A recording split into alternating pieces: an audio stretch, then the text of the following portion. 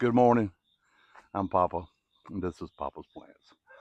So, guys, we dodged a huge bullet Thursday night, Friday morning.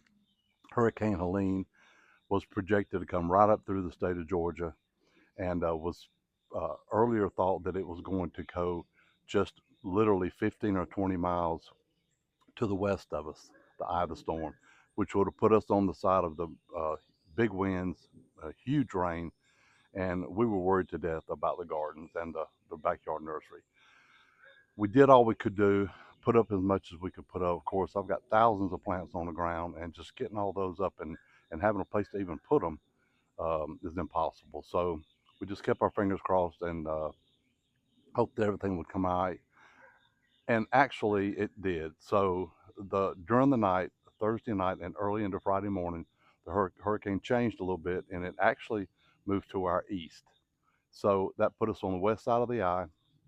Um, we had a lot of rain still, but we didn't have the big winds, and everything fared really good. We had a lot of limbs on the ground, things like that, but we lost no trees, and no damage to anything that I can see so far. We've been out sort of piddling and picking up and that kind of thing, just sort of seeing what actually went on. So it was a blessing.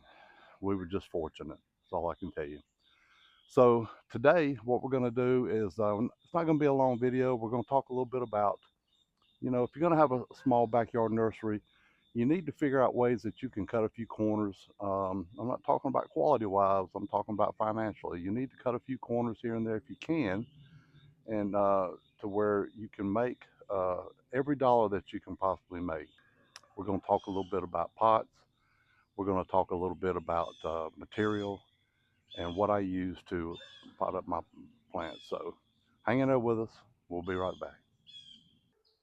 Okay, guys, we're going to talk a little bit about pots, and in particular the pots that I use here in the backyard nursery. So I think most people, best I can tell, are purchasing their pots from either Greenhouse Megastore or AM Leonard. Now, I have been on AM Leonard's website and looked around and considered purchasing some pots from them, but I'll be honest with you, the website's not very friendly to navigate for me, anyhow. And I just don't have time to try to figure out someone else's website. So I buy exclusively, I guess, now from Greenhouse Megastore. Very easy. If you got a particular style or type of pot you want, you pull it up online. They tell you all the different sizes they have in that particular style, and the prices, the bulk and the bulk prices, and it's just makes it easier for me anyhow. So that's what I do. All right. So first pot we're going to talk about is this pot. It's a 15 centimeter tall. I think on their website, a Greenhouse Make Store's website, is listed under a Euro pot, but it's 15 centimeters tall. It's called a 15 centimeter tall. It's 6 inches in diameter on the top. It's 5 1/8 of an inch tall. Um, you can get them in a box or full case of 488 for $167, and that works out to be about 34 cents a pot. Now, they're very light, and they even look a little flimsy, but I'm gonna tell you, I've used some of these pots 2 or 3 times for the last couple of years, probably maybe 3 years, and they're still holding up. I don't Unless I hit it with a weed whacker or something like that, they just don't tear up. So I continue to use them, and they've ended up being a very good buy for me. So this is a 15 centimeter tall. They work out to be 34 cents a piece. This is a 17 centimeter tall. This is what I consider my trade gallon or my gallon pot. If I'm selling something, if I list it online as it's being sold in a gallon pot, this is the pot right here that I use. This is also a Euro pot. It's a 17 centimeter tall. You can get it in a case of 294 for $137. This is 6 5/8 diameter. It's 6 inches tall, and they work out to be 47 cents a piece. And I use a ton of these right here. This is what everyone's used to seeing right here in most nurseries. This is a 300 series or a trade gallon. It goes by 2 or 3 different names. But you can also purchase this at Greenhouse Megastore. This is seven. Let's see. No, this is 6 3/8 diameter, 7 1/4 inches tall, and you can get it in a case of 65 for $34, and that works out to be about 52 cents a piece. So this is a true 300 series trade gallon. This is my trade gallon, and it just, see if I can figure out how to pick it up and let you see it. It is almost identical. I think my Euro pot is maybe 3/8 of an inch shorter, um, and the top diameter is literally identical. But the difference is 52 cents a piece and 47 cents a piece. Now, a lot of people can say that's only a nickel. So what is it worth it? It's worth it to me. If I'm going to pot up 1,000 pots of plants this year, and I can save a nickel a pot, that's worth it to me. So anyhow, these are the three pots that I use typically, and so I encourage you to maybe buy a few of these. You can buy as many as 10 or 12 at a time if you want to. Just buy them, check them out, see what you think. Now, while we're talking about cost, the ultimate cost is free. And I don't know, a couple of years, maybe 2.5, 3 years ago, I was on Craigslist and I ran up on a listing from a young lady that said that she had free pots. And there was a picture of some pots laying in the kudzu. And so I told my wife, I said, let's go down there and see what she's got and see if we can pick up a few pots. So we hopped in the SUV, grabbed some big industrial trash bags, and drove about an hour and 15 minutes maybe down there, and met the young lady. And when I got there and pulled up, there were literally thousands of these pots just laying on the ground.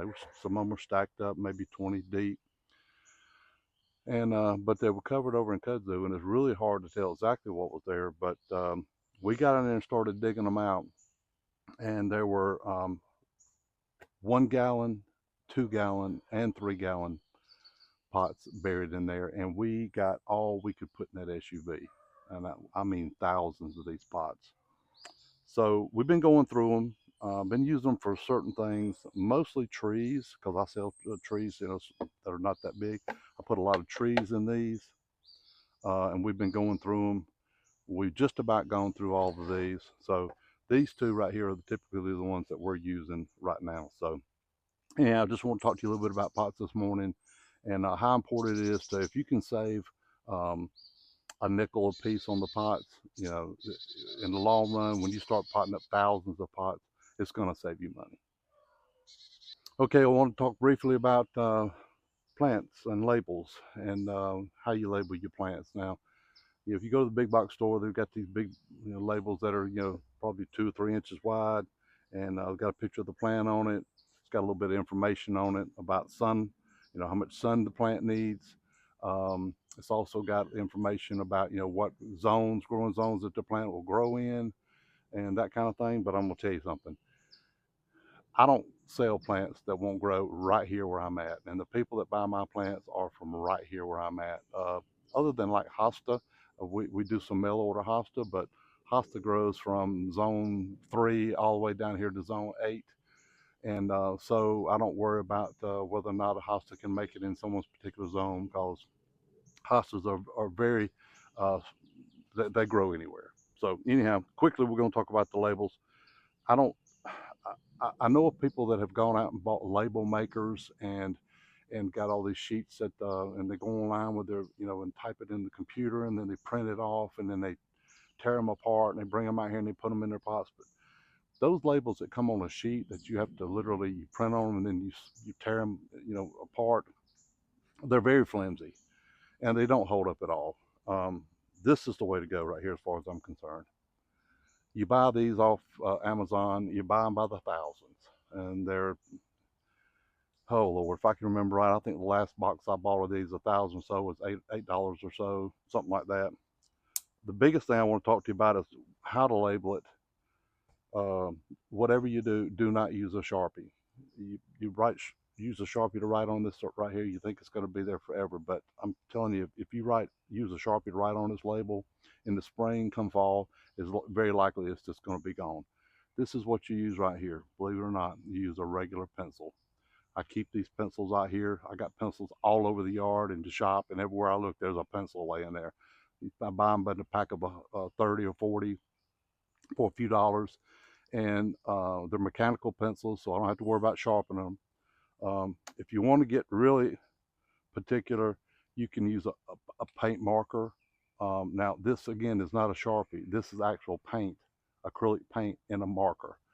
This will last you several years also, but use paint, acrylic markers, or I use this right here most of the time, just a regular number 2 pencil. It'll stay on, it'll stay on that plant label right there for years. So try that. Let me know how that works out for you. Okay, quickly we're going to talk about soil and what I use in my pots.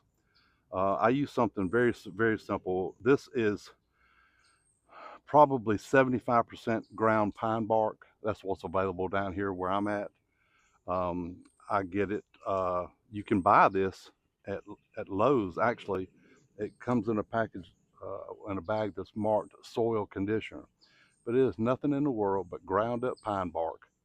Now like I said, it's readily available here.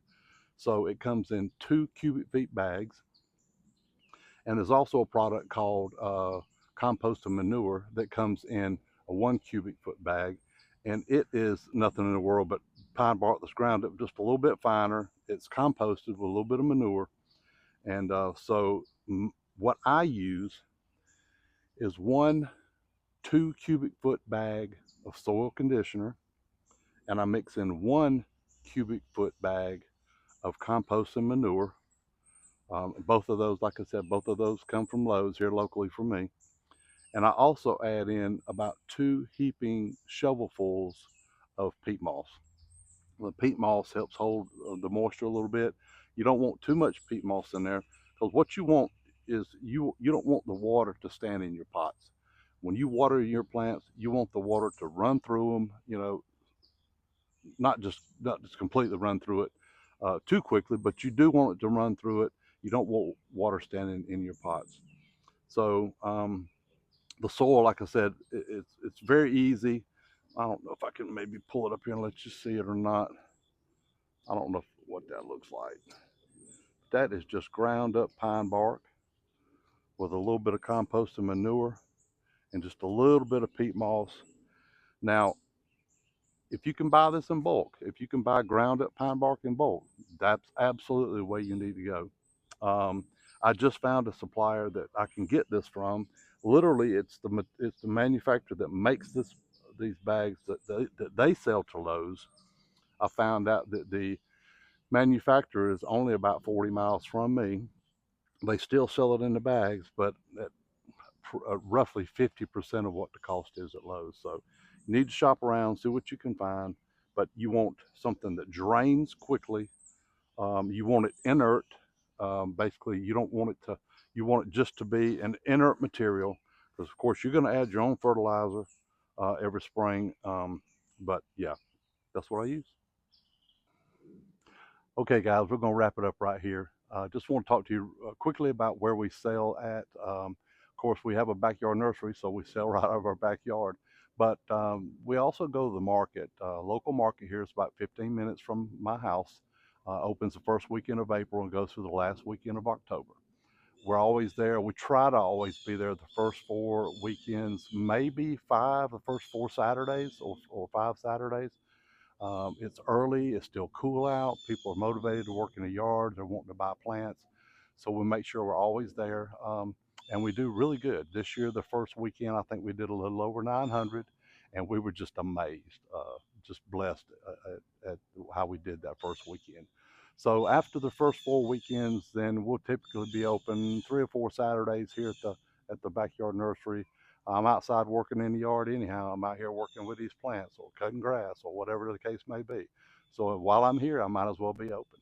So anyhow, just want to talk to you a little bit today about all the things that you can do to help you get started in your backyard nursery. I appreciate you guys being here with me. I appreciate all of you that have subscribed to the channel and liked the videos. If you like this video today, would you please subscribe and like it? I would really appreciate it. We're just getting started on this YouTube journey. We're having a ball. And so anyhow, thank you again for being here today. You guys have a great day and have a great week, and we'll see you next week.